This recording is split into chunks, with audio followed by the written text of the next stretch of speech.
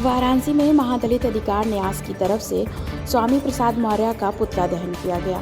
साथ ही ADM city को मांग पत्र सौंपी गई। आपको बता दें कि महादलित अधिकार न्यास उत्तर प्रदेश मुसहर समाज का संगठन है। विगत दिनों समाजवादी पार्टी के नेता स्वामी प्रसाद मौर्य द्वारा श्री रामचरितमानस के बारे में दिए गए आपत्तिजनक बयान को लेकर हिंदू समाज आक्रोशित है, जिसको लेकर वाराणसी में सनातनियों ने अपनी मांगों को लेकर स्वामी प्रसाद मौर्य का पुतला दहन किया।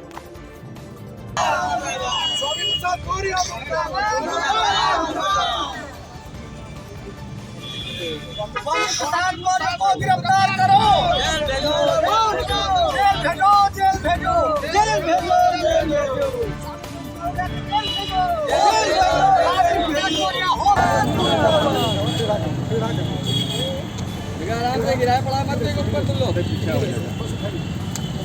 स्वामी प्रसाद मौर्य मुर्दाबाद, मुर्दाबाद, मुर्दाबाद, मौर्य मुर्दाबाद, मुर्दाबाद, मुर्दाबाद, प्रसाद मौर्य मुर्दाबाद, मुर्दाबाद, मुर्दाबाद, प्रसाद को गिरफ्तार करो, गिरफ्तार करो, गिरफ्तार करो, गिरफ्तार करो, गिरफ्तार करो। रामचरितमानस का अपमान नहीं सहेंगे, रामचरितमानस का अपमान नहीं सहेंगे।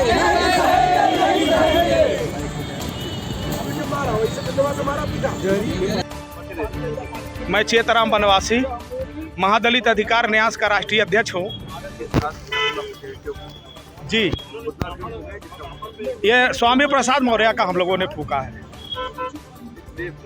इसलिए फूका है कि राम वंश का ये जो हम लोग सबरी वंश का हैं, जो रामचरितमानस में सबरी माता का इतना बड़ा व्याख्या रामचरित गोस्वामी तुलसीदास ने किया है, और इतने दिनों से इनका वचन सही था। ढोल गंवार पशु ताड़न के अधिकारी ये जो शब्द है, इस पर उन्होंने व्याख्या किया है, सूत्रों का व्याख्या किया है, लेकिन ये गलत है। इतने दिनों के बाद मैं पूछना चाहता हूँ हर विद्वानों से कि इतने दिनों के बाद रामचरितमानस सही था, अब ये 2024 का चुनाव आया तो गलत हो गया? ये नहीं है। ये केवल चुनाव को देख करके ये अपने आप में छोट दलित और पिछड़ों को बंटवारा कर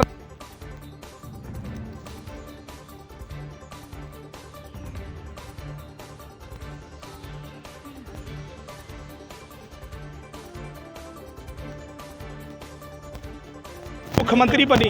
और ये दलित का बेटा जो है कि आज कोई जानता है तो ब्राह्मण एक विद्वान है। अगर हम शूद्र मान करके, पैर मान करके यदि ब्राह्मणों ने अलगा दिया तो ये कोई गलत बात नहीं किया। तो शूद्र का जगह है, आज ब्राह्मण भी उस शूद्र का पैर छूता है। अगर ब्राह्मण बिरादरी में अगर वो अपने रिश्तेदार का पैर न छूता हो तो बता दीजिए आप लोग। भाई देखिए, आप लोग इतने दिन से हैं, उनकी आयु कम से कम 40 तक है। आज तक इसके पहले कि इतना बड़ा गलत था ये दोहा गोस्वामी तुलसीदास का, तो किसी ने टिप्पणी किया है? आप बता दीजिए।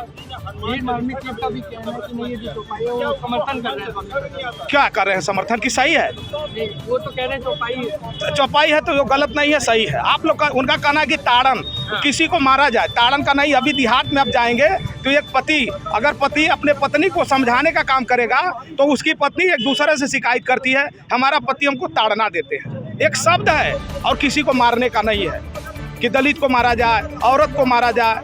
और ढोल की बात है, आप लोग इतने लोग हैं, एक ढोल को एक विद्वान बजाता है तब उसमें से राग आती है, राग आने के बाद मनुष्य की शरीर हिल जाती है नाचने के लिए।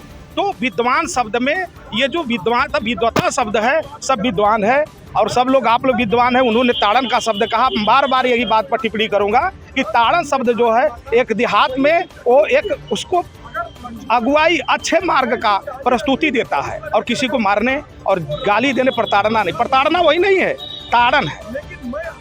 प्रताड़ना अलग हो गया। अगर प्रताड़ना होता तो ये सताना है, ऐसे है, लेकिन वो अधिवक्ता हूँ और मैं महादलित अधिकार न्यास का सचिव हूँ। तो किस तरह से पुतला फूके? देखिए, स्वामी प्रसाद मौर्य जी ने जो हिंदू समाज को तोड़ने के लिए जिस प्रकार का बयान दिया और श्री रामचरितमानस को लेकर के एक विवादित उस पर बयान दिया, वह 7000 वर्ष पूर्व जब प्रभु राम जाते हैं और समुद्र से रास्ता मांगते हैं रामायण के उत्तरकांड में, तो उस समय का जो चर्चा है उसी के विषय पर गोस्वामी तुलसीदास जी ने लिखा, ढोल गवार शूद्र पशु नारी सकल ताड़न के अधिकारी। ताड़न मतलब ध्यान देना होता है। जैसे कोई हम लोग जैसे वो उन परिस्थितियों को याद करिए, 500 साल पहले अगर कोई स्त्री घर से निकलती है और वो किसी मुस्लिम सिपाही को पसंद आ जाती है आक्रांता को, तो वह उसको उठा कर ले जाता है। तो उसमें लिखा गया कि ताड़न मतलब ध्यान देना, उनकी सुरक्षा करना। शूद्र मतलब मान लीजिए अगर उनके अनुसार वो 500 साल पहले ये संवैधानिक व्यवस्था में शूद्र है तो भी उसका ध्यान देना, उसकी सुरक्षा करना, उसके बारे में सोचना। ढोल, अगर ढोल को आप खींचेंगे नहीं, उसका ध्यान नहीं देंगे तो वो बजेगा नहीं। गंवार व्यक्ति जो अपना पालन पोषण नहीं करता, जो गंवार मतलब हमारे यहाँ BA का सिस्टम नहीं था, हमारे यहाँ जो किसी भी ज्ञान को नहीं जानता वो गंवार। हमारे यहाँ अगर मान लीजिए आप लोहे का काम जानते हैं तो आप अच्छे लोहार हैं, अगर आप बढ़ई का काम जानते हैं तो आप अच्छे बढ़ई हैं, आपको गंवार नहीं कहा जाएगा। जो व्यक्ति समाज में कुछ भी नहीं जानता है उसको हमारे यहाँ गंवार कहा गया, और उसका भी ध्यान देने, उसके बारे में सोचने की आवश्यकता है, ऐसा गोस्वामी तुलसीदास जी ने लिखा था।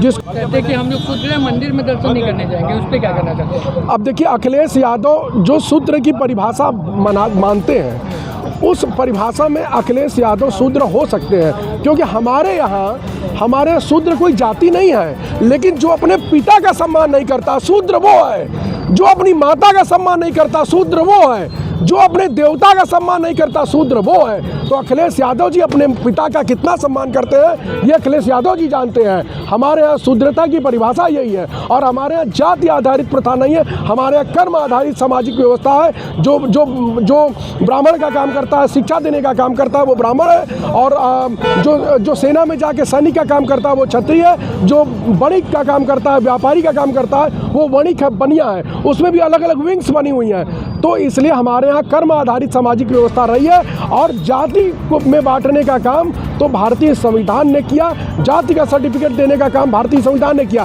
भारतीय धर्म ने कभी नहीं इसका वो किया है। ठीक है, क्या मांग? तत्काल गिरफ्तार किया जाए, उनकी बेटी को भारतीय जनता पार्टी से निष्कासित किया जाए, और उनके स्वामी प्रसाद मौर्य के ऊपर NSA लगाकर उनकी अवैध संपत्तियों की जांच करके, जैसे मुख्तार अंसारी के खिलाफ, जैसे विजय मिश्रा के खिलाफ, जैसे विकास दुबे के खिलाफ, जैसे अतीक अहमद के खिलाफ कार्रवाई हुई, इनकी सारी अवैध संपत्तियां जब्त कर ली गई। उस तरह से ये लोग देश विरोधी शक्तियों के संपर्क में है और सनातन धर्म को और देश को तोड़ने का षड्यंत्र कर रहे हैं। इसलिए इनके भी खिलाफ जांच करके इनकी संपत्तियां जब्त करके इनको जेल में बंद किया जाए।